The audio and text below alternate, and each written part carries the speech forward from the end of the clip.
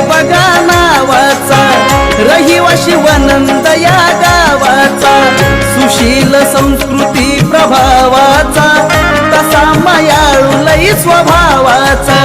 रुक्मिणी पत्नी शिलवंतानारा, संसारी लावित होती हातभारा, अपत्य रमा गौरा शंकर, साऱ्यात रमाच होती थोर, आई वडिलांचे रुजले संस्कार,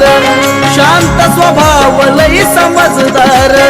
रखुमाईला जडला आजार, स्वतःच सावरी सार घरदार, अशातच धाड